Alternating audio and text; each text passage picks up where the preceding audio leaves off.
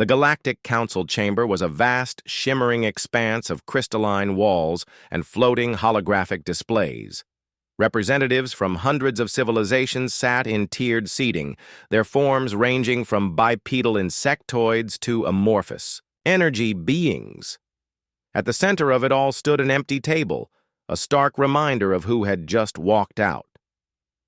Captain Elira Voss adjusted her uniform as she strode through the massive double doors, leaving behind the cacophony of alien voices now, erupting into heated debate. Her boots clicked against the polished floor of the corridor outside, each step echoing like a countdown to something inevitable. Behind her trailed Lieutenant Marcus Rinn, his face etched with concern. "They'll come crawling back," Marcus said, breaking the tense silence. "They always do." Elira stopped mid-step and turned to him, her piercing green eyes locking onto his. "No, they won't," she replied sharply. "Not this time. We gave them every chance to negotiate fairly, but they chose arrogance over cooperation. They underestimated humanity once too often. For centuries, Earth had been nothing more than a footnote in the grand tapestry of interstellar politics.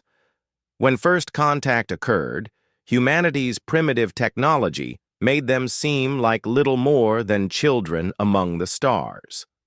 The Galactic Union, an alliance of advanced species spanning thousands of light years, had extended what they called protection to Earth, offering trade agreements and access to hyperdrive technology in exchange for resources and loyalty. But protection came at a price. Humanity's mineral-rich asteroid belt was mined nearly dry by corporate conglomerates controlled by the Union. Earth's oceans were harvested for rare isotopes, leaving ecosystems on the brink of collapse. And when humans dared to question these terms or request better conditions, they were met with condescension or outright dismissal. It wasn't until the rise of the United Earth Directorate, UED, that things began to shift.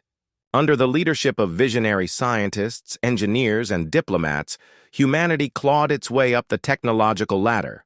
Quantum drives replaced outdated engines. Artificial intelligences surpassed even the most sophisticated alien systems. By the time the UED declared independence from the Galactic Union, Earth was no longer the weakling begging for scraps. It was a powerhouse capable of standing toe-to-toe with any civilization in the galaxy. And yet the Union refused to acknowledge this transformation. To them, humans were still the same fragile creatures they'd found centuries ago. This arrogance led to today's disastrous negotiation. Inside the council chamber, chaos reigned. Ambassador Zixthar of the Zyran Collective slammed a clawed appendage onto the podium, demanding order. His iridescent scales shimmered with agitation as he addressed the assembly. "This is unacceptable," he roared, his voice reverberating through the chamber. "If we allow one species to abandon the Union without consequence, what message does that send? Discipline must be maintained." A representative from the Aquatic Luminari delegation chimed in, their bioluminescent skin flashing patterns of disapproval. "Perhaps we misjudged them," they suggested, though their tone carried skepticism. "Their sudden departure suggests they have leverage we are unaware of." "Leverage," scoffed Counselor Trenix, a towering mech being whose metallic frame dwarfed most others.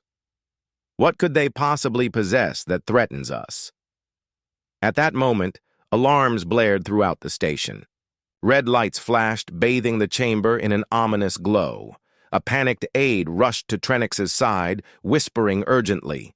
The counselor's expression shifted from smug superiority to sheer disbelief. "They've activated the Dyson sphere," the aide confirmed. Gasps rippled through the crowd. The Dyson sphere, a massive artificial structure encircling a distant star, was humanity's crowning achievement. For years, rumors had circulated about its purpose, but no one believed it functional.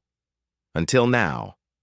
Meanwhile, aboard the UED flagship, Eclipse, Admiral Cale Draven watched the live feed from the Dyson Sphere's control hub.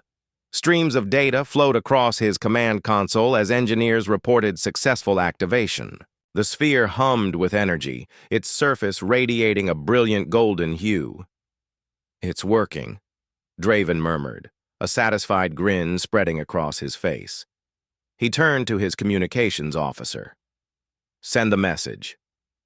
Moments later, every ship, station, and colony within range received the transmission. It was simple, concise, and chilling. "To the Galactic Union, you sought to exploit us. You ignored our pleas for fairness. Now you will understand the cost of underestimating humanity. Effective immediately, all trade routes passing through Sol-controlled space are suspended. Any unauthorized vessels entering our territory will be considered hostile." The implications were staggering. Humanity didn't merely control a few planets. They commanded strategic choke points in the galactic network. Entire supply chains relied on routes that passed near Earth. With the Dyson Sphere operational, they could power weapons and defenses far beyond anything the Union had ever faced. Back in the council chamber, panic spread like wildfire. Delegates scrambled to calculate the fallout. Economies would crumble. Alliances would fracture. Some species even whispered of war, but against whom? Humanity was no longer the fragile newcomer. They were a force to be reckoned with. Ambassador Zixthar tried to rally support for retaliation, but few listened. Even Trenix hesitated, his mechanical gaze fixed on the glowing red alert lights overhead. The truth was undeniable. The Union had made a grave mistake. As the session dissolved into chaos, a lone figure rose from the lower tiers. It was Envoy Silra, a neutral mediator known for her wisdom. Her translucent form shimmered as she spoke, her voice calm yet commanding. "We cannot undo the past," she said, addressing the room, "but we can learn from it. Humans have shown us their strength, not through violence, but through resolve. They demanded respect, and when denied, they took it. Perhaps it is time we extend not domination, but partnership." Her words hung in the air, heavy with meaning. Slowly, reluctantly, nods of agreement began to ripple through the chamber. Weeks later, a delegation arrived at Earth's orbital defense platform. Led by Envoy Silra herself, they carried a proposal unlike any before. Equal representation in the Galactic Union, shared control of trade routes, and reparations for centuries of exploitation. Captain Elira Voss greeted them personally, her demeanor calm but unyielding. "You're late," she said simply. Silra inclined her head. "Better late than never." Behind her, the delegation waited anxiously, aware that humanity held all the cards. The Dyson Sphere loomed in the distance, a silent testament to what happened when a species refused to bow. Elira studied them for a long moment before stepping aside. "Let's talk." In the end, the galaxy learned a valuable lesson. Never underestimate the tenacity of humanity. And as the negotiations resumed, this time on equal footing, the stars themselves seemed to shine a little brighter.